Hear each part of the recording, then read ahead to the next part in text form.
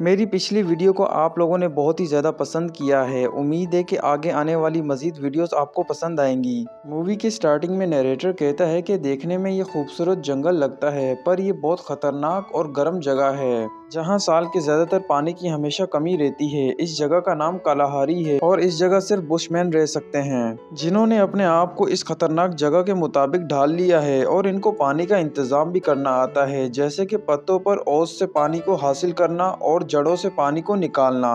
और हाँ, इनकी ज़िंदगी बहुत ही सादी है। ये लोग किसी भी चीज़ को बुरा नहीं समझते, जैसे कि सांप, ये इसको भी अच्छा और जायकेदार समझते हैं। और इन लोगों की ज़ुबान बोलने में ऐसी होती है जैसे कोई लाते मार रहा हो। ये लोग शिकार करके इससे माफ़ी भी मांगते हैं। और इन लोगों ने अपनी ज़िंदगी में लोहा या सख्त चीज़ कभी भी नहीं देखी होती। दूसरी तरफ 600 मील दूर एक सिटी में मॉडर्न लोग रहते हैं, जिन्होंने अपने हिसाब की सहूलियात बनाई हैं, मगर इन सहूलियात की वजह से इनकी ज़िंदगी बहुत ही तंग हो गई है और ये लोग अपने ही बनाए हुए सिस्टम में उलझे हुए हैं, जैसे कि सुबह टाइम से घर छोड़कर काम पर जाना और गुलामों की तरह काम करके वापस घर आना। मगर कालाहारी में आप दिन और टाइम के हिसाब से नहीं चलते। एक दिन आसमान से एक ग्लास की बोतल गिरती है, वो भी बुशमैन के सामने। इसको देखकर ये हैरान हो जाता है, क्योंकि इसने ऐसी चीज पहले कभी नहीं देखी होती। तो बुशमैन इस चीज को ऊपर वाले की नेमत समझता है और हम इस बुशमैन को चंदू बुलाएंगे। चंदू इस बोतल को अपने कबीले में ले आता है, जहां दूसरे कबीले वाले भी इस चीज को देखकर बहुत ही हैरान हो जाते हैं। कबीले के लोग इस बोतल को मुख्तलिफ कामों में इस्तेमाल करने लगते हैं, मगर इशू ये होता है कि ऊपर वाले ने ये चीज एक ही भेजी होती है और इस वजह से कबीले के सारे लोग हर वक्त इस चीज की तलब रखने लगते हैं, जिसकी वजह से चंदू के कबीले में गुस्सा, नफरत और लड़ाई जैसी चीजें शुरू हो जाती हैं, जो कि इससे पहले चंदू ने कभी भी नहीं देखी होती।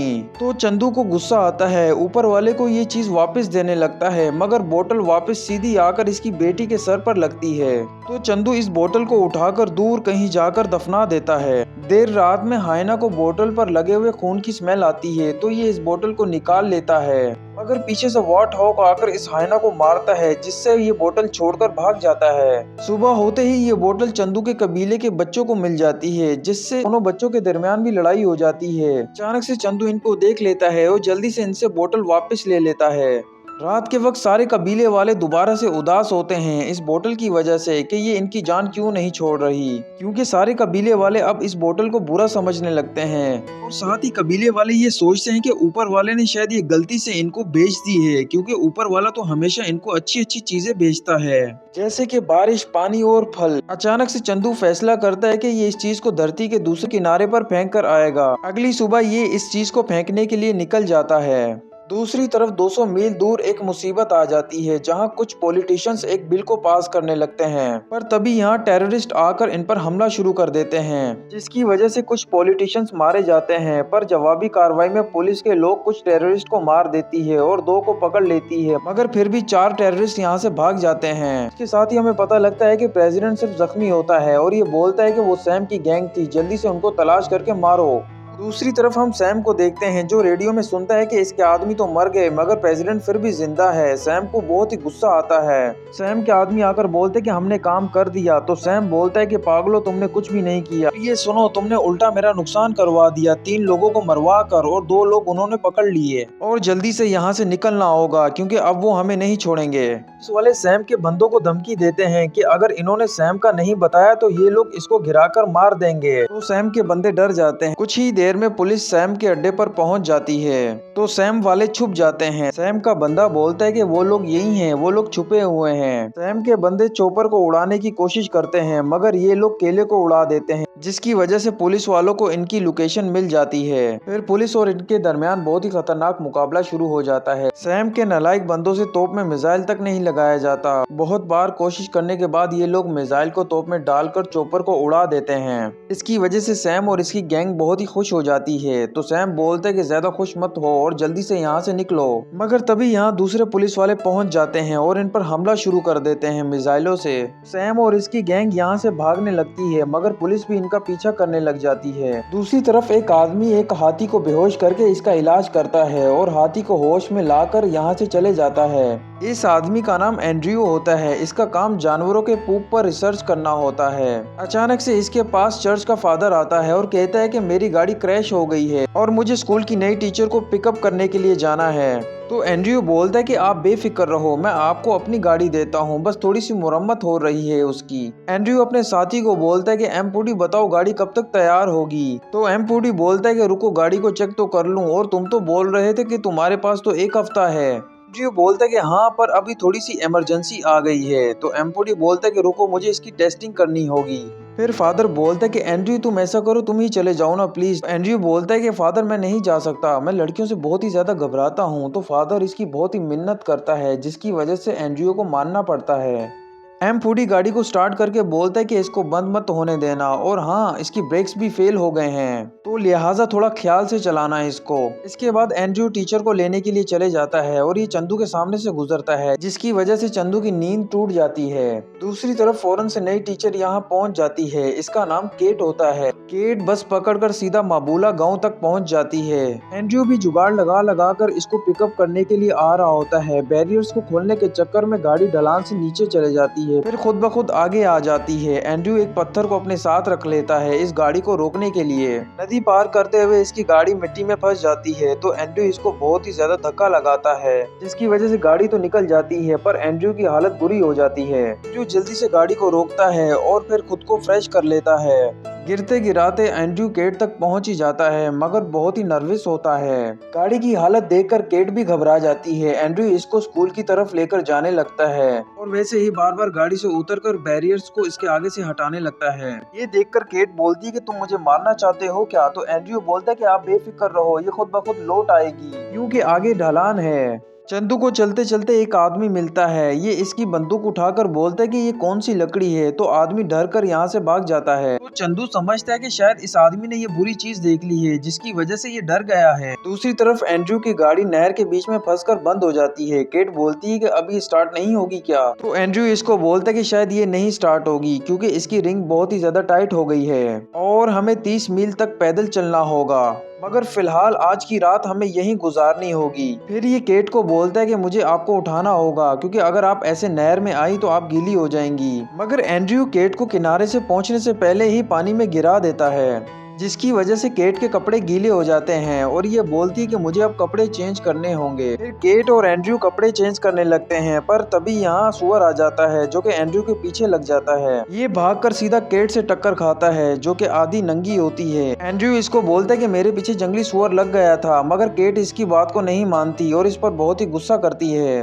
रात में ये दोनों आग जलाकर बैठे होते हैं और कुछ बातें कर रहे होते हैं, पर तभी राइनो इनकी तरफ आने लगता है। तो एंड्रयू केट को बोलते कि जल्दी उठो, यहाँ से भागो। राइनो जल्दी से आकर इनकी आग को बुझाकर चले जाता है, जिसकी वजह से आग के शोले इधर उधर हो जाते हैं। तो एंड्रयू जल्दी से आके इन शोलों को बुझाता है, तो केट इसको ये करता हुआ देख लेती है। एंड्रयू इसको फिर बोलते कि नीचे आ जाओ। राइनो चला गया और राइनो ने आग बुझाई थी। केट बोलती है कि तुम झूठ मत बोलो, मैंने तुम्हें सब कुछ करता हुआ देख लिया है। तो एंड्रयू बोलता है कि मैं झूठ नहीं बोल रहा, रुको मैं तुम्हें दोबारा से आग जलाकर दिखाता हूँ। काफी देर हो जाती है, पर यहाँ राइनो नहीं आता, सिर्फ यहाँ 2 बुशमैन आते हैं। एंड्रयू उनकी जुबान में इनसे बातें करके बोलते कि बताओ इस लड़की को कि राइनो आग बुझा देता है ना? ये लोग बोलते कि हाँ, जो कि केट को लगता है ना, क्योंकि ये लोग हाँ ऐसे ही बोलते हैं। अगली सुबह एंड्रयू गाड़ी को बाहर निकालने लगता है, गाड़ी की रस्सी से, जिसके साथ मोटर लगी होती है। एंड्रयू रस्सी को दरख्त में फंसाकर मोटर शुरू कर देता है। कपड़े चेंज करते हुए केट नुकीली झाड़ियों में फंस जाती है। ये जल्दी से एंड्रयू को मदद के लिए बुलाती है।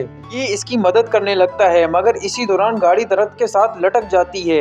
ये देखकर एंड्रयू और ज्यादा घबरा जाता है। अचानक से यहाँ चंदू आता है। ये केट को देखकर समझता है कि ये कोई खुदा है, तो चंदू ये बोतल इसको वापस करने लगता है, पर केट डर के मारे एंड्रयू के पास आ जाती है।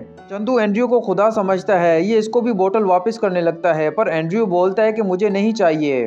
पर तभी यहाँ एम-पूडी आ जाता है। ये एंड्रयू को बोलता है कि क्या हो गया, तुम कहाँ रह गए थे, और गाड़ी को दरख्त पर देखकर कहता है कि ये क्या हो गया। एंड्रयू बोलता है कि चलो इसको नीचे उतारते हैं पहले।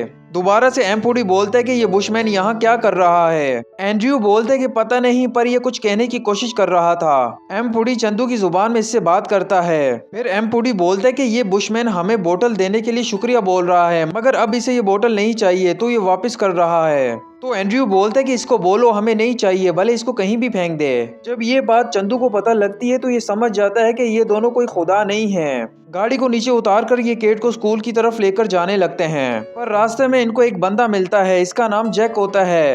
ये केट को कहता है कि फादर तो बहुत घबरा गए थे और उन्होंने मुझे भेजा है आपको लाने के लिए। केट इसके साथ बैठकर स्कूल की तरफ जाने लगती है। एम फूडी अपनी फटफटिया से गाड़ी को पुल करने लगता है और इससे नीचे उतरकर एंड्रयू के साथ बैठ जाता है। फिर एंड्रयू अपनी सारी बेवकूफियां एम फूडी को बताता है। दूसरी तरफ हम देखते हैं कि केट स्कूल पहुंच जाती है और सबसे पहले ये गांव का विजिट करती है। सैम अपने बंदों को बोलता है कि हमें गोलियों को बचाना होगा क्योंकि वो अभी भी हमारे पीछे हैं। एम फूडी बोलता है कि एंड्रयू इतना तैयार होकर कहाँ जा रहे हो? ये कहता है कि मैं स्कूल जा रहा हूँ, कुछ काम है। जल्दी से एंड्रयू स्कूल में आ जाता है, मगर इसकी गाड़ी का हॉर्न खुद ब खुद बजने लगता है, जिसको एंड्रयू हथौड़ा मारकर बंद करता है। क्लास में आते ही अपनी हरकतें शुरू कर देता है। ये केट को इसके जूते देता है और फिर डस्टबिन अपने साथ ले जाता है। जल्दी से ये डस्टबिन को वापस करता है, पर इसमें इसका जूता होता है, तो ये दोबारा से वापस आता है और इसमें से अपना जूता निकालकर दोबारा से चले जाता है। चलते चलते चंदू को कुछ बकरियां नजर आती हैं, तो इसको भूख लगना शुरू हो जाती है। ये इनमें से एक बकरी को जहरीले तीर से मारता है। चरवाहा इसको देख लेता है और जल्दी से जाकर पुलिस को साथ लाता है। तो इनको बोलते कि आओ तुम लोग भी खाओ, मगर पुलिस वाला बकरी को उठाकर अपनी वैन में डाल लेता है और चंदू को बोलता है कि जल्दी से मेरे साथ चलो, पर चंदू इसकी जुबान नहीं समझ पाता और ये दूसरा शिकार करने जाता है, तो पुलिस वाला इसको शूट कर देता है। फिर पुलिस वाला चंदू को उठाकर अपने साथ ले जाता है। अगले दिन एम फूडी को एंड्रयू बोलता है कि तुम तैयार होकर कहाँ जा रहे हो? तो ये बोलते हैं कि मुझे अदालत जाना होगा एज अ ट्रांसलेटर। बुशमैन को बकरी मारने पर अदालत में पेश किया जाएगा। अदालत में एम फूडी चंदू से पूछते हैं कि तुमने बकरी मारी थी? तो चंदू कहते हैं हाँ, पर वो आदमी मुझसे वो बकरी ले गया था। अदालत बुशमैन को 3 महीने की जेल सुना देती है। एम फूडी वापस एंड्रयू के पास आता है और बोलता है कि वो बुशमैन मर जाएगा। तो एंड्रयू बोलता है कि वो कैसे? उसने तो सिर्फ एक बकरी मारी थी ना। एम फूडी बोलता है कि हाँ, मगर उसने जेल की दीवारें कभी नहीं देखी और वहाँ वो जिंदा नहीं रह पाएगा और मैं उसे बाहर निकालना चाहता हूँ। तो एंड्रयू बोलते कि चलो चलते हैं। हम देखते हैं कि एम फूडी चंदू से बात कर रहा होता है। फिर ये ऑफिसर को बोलते हैं कि ये माफी मांग रहा है। इसके बाद सीनियर ऑफिसर बोलते हैं कि ठीक है, मगर इसको कोई काम करना होगा तुम्हारे पास, वो भी 11 हफ्तों के लिए। तो एंड्रयू बोलते कि ठीक है, मैं इसको अपने साथ रखूंगा अपनी रिसर्च में मदद करने के लिए। फिर ये चंदू को गाड़ी में बिठाकर अपने साथ ले जाते हैं। अगले दिन जैक इनके पास आता है और बोलते कि मैंने सुना है तुम्हारे पास एक बुशमैन है, क्या वो मेरी मदद करेगा मेरी एक चीज ढूंढने में? फिर चंदू और एम फूडी इस चीज को तलाश करने के लिए लग जाते हैं, पर तभी इनके पीछे शेर लग जाता है। ये जल्दी से जाकर गाड़ी के नीचे छुप जाते हैं, पर जैक इस गाड़ी को स्टार्ट कर कर ले जाता है। तो ये दोनों अलग अलग दरख्त पर चढ़ जाते हैं, पर एम फूडी का दरख्त नाजुक होता है। शेर एम फूडी को पकड़ने ही वाला होता है, तो चंदू जल्दी से आकर इस शेर को भगाता है और इसके बाद जैक वापस आकर इनसे माफी मांगता है। तो एम फूडी बोलता है कि तुम चुप रहो। दूसरी तरफ सैम स्कूल पर हमला कर देता है जहाँ केट होती है। ये सब बच्चों को बंदी बना लेता है। पुलिस भी यहाँ आ जाती है, मगर सैम पुलिस वालों को बोलता है कि अपनी बंदूकें जमीन पर रख दो, वरना एक एक करके इन बच्चों को मारता जाऊंगा। और इसके साथ ही कहते हैं कि मैं मुटम्बी जा रहा हूँ, मेरा पीछा कोई ना करे, और हाँ, आगे का रास्ता मेरे लिए साफ रखना और हर 20 मील पर मेरे लिए खाना और पानी जरूर रखना, वरना इनमें से हर एक बच्चा मारा जाएगा। मजबूरन पुलिस वालों को इसकी बातें माननी पड़ती हैं। हम देखते हैं कि एम फूडी चंदू को गाड़ी चलाना सिखा रहा होता है। तभी एंड्रयू बोलते कि मैं जंगल जाना चाहता हूँ। फिर ये तीनों जंगल की तरफ रवाना हो जाते हैं। सैम अपने 2 बंदों को बोलता है कि ये बकवास गेम बंद करो और आगे बढ़ो जल्दी से। सैम सब बच्चों को अपने साथ लेकर जाने लगता है। जैक अपने टूरिस्ट को बोलता है कि हमें पीछे हटना होगा क्योंकि सैम और इसकी गैंग ने कुछ बच्चों को अगवा कर लिया है और वो इसी रास्ते से आ रहे हैं। एंड्रयू और इसके साथी पहाड़ पर चढ़कर जंगल को देखने लगते हैं। एंड्रयू जब दूरबीन से जानवरों को देख रहा होता है, तो तभी चंदू बोलता है कि वहाँ कुछ लोग हैं। तो एंड्रयू देखता है कि वहाँ कुछ आर्मी के लोग हैं जो कुछ खाना रखकर जा रहे होते हैं। कुछ ही देर में यहाँ सैम वाले आ जाते हैं बच्चों के साथ। तो दोबारा से चंदू बोलता है कि वहाँ कुछ लोग हैं। तो एंड्रयू देखता है कि कुछ लोगों ने कुछ बच्चों को बंदी बनाया हुआ है और बोलते हैं कि शायद ये सैम के लोग हैं। केट सैम को बोलती है कि तुम अपनी गलती मानने से डरते हो, भला तुम ऐसे बच जाओगे। तो सैम एक लड़की को अपने पास बुलाता है और बोलता है कि उस पहाड़ पर चढ़ जाओ और तब तक इशारा करते रहना जब तक तुम्हें आर्मी वाले ना देख लें, और जब वो तुम्हें देख लें तो बोलना कि सैम माफी मांग रहा है। कुछ ही देर में वो लड़की एंड्रयू वालों के पास आ जाती है और बोलती है कि सैम के लोगों ने हमें बंदी बनाया हुआ है और हमारे साथ हमारी टीचर भी है। तो जल्दी से एंड्रयू दोबारा से देखता है। ये देखते कि ये तो केट है। तो ये बोलता है कि हमें उनको रोकना होगा और एम फूडी को बोलते कि क्या बुशमैन हमारी मदद करेगा। एम फूडी बोलते हैं हाँ जरूर, ये जरूर करेगा। एंड्रयू एम्पुडी को बोलता है कि इससे कहो कि तुम्हें उन सब के बीच में जाकर उन सब गन वालों को बेहोश करना है, वो भी एक छोटी सी सुई से, क्योंकि अगर चंदू उनको डांट से बेहोश करेगा तो उनको शक हो जाएगा और सुई से उनको लगेगा कि कोई मधुमक्खी उनको काट रही है। आखिर में एंड्रयू चंदू को बोलता है कि इस सुई पर वो बेहोशी वाली दवाई लगाना मत भूलना। तो चंदू जल्दी से लड़की बनकर अपना काम शुरू कर देता है और बारी बारी से ये सबको बेहोश करने लगता है। फिर चंदू केट को एक खत देता है जो कि एंड्रयू ने केट के लिए लिखा होता है और इस खत को पढ़कर केट सब कुछ समझ जाती है, मगर इस खत में एंड्रयू ने अपना नाम नहीं लिखा होता। जब सैम और इसके आदमी बेहोश हो जाते हैं तो केट बोलती है कि यहाँ सिर्फ 6 आदमी हैं, 2 कहाँ हैं? पर अचानक से केट देखती है कि वो दोनों आदमी गेम खेल रहे होते हैं। तो ये बच्चों को बोलती है कि हमें गन उठाकर जल्दी से भागना होगा। बच्चे ऐसा ही करते हैं, मगर एक बच्चे से फायरिंग हो जाती है जिससे उन दोनों आदमियों को इनका पता लग जाता है और ये इन पर हमला कर देते हैं। तो केट वाले भी जल्दी से छुपकर जवाबी कार्रवाई करते हैं।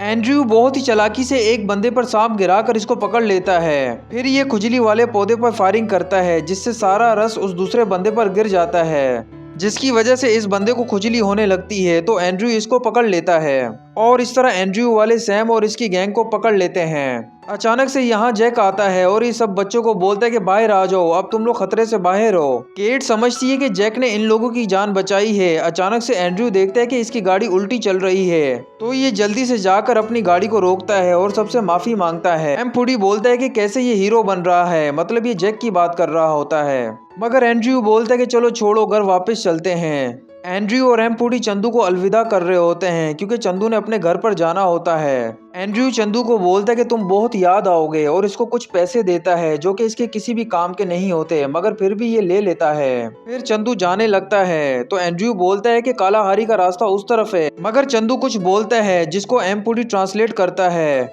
और एंड्रयू को बताता है कि ये बोल रहा है कि ये किसी चीज को फेंकने के लिए जा रहा है दुनिया के दूसरे किनारे पर। एंड्रयू एम्पुडी को बोलता है कि मैं जा रहा हूँ केट से मिलने के लिए। एम्पुडी बोलते कि रुको, मैं भी तुम्हारे साथ आ रहा हूँ। जब ये केट के पास आता है तो ये बोलता है कि मैं लड़कियों को देखकर बहुत ही ज्यादा नर्वस हो जाता हूँ, इस वजह से मेरी उल्टी सीधी हरकतें होती हैं और ये हरकतें ये यहाँ भी कर रहा होता है। मगर केट को इसकी हरकतों पर बहुत ही ज्यादा हंसी आ रही होती है और ये इसको बोलती है कि तुम बहुत ही प्यारे इंसान हो और इसको किस करती है। चंदू आखिरकार दुनिया के किनारे पर आकर इस बोतल को फेंक देता है और जल्दी से अपने घर वापस आ जाता है और यहाँ यह हमारी प्यारी सी मूवी खत्म हो जाती है।